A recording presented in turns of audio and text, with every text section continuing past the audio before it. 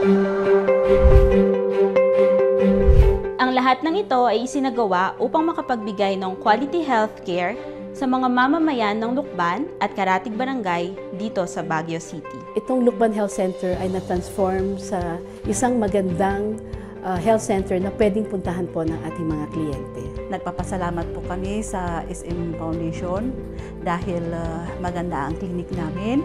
Siguradong comfortable ang mga pasyente natin dito at saka mga staff dahil nagawa yung klinik natin na talagang systematic siya.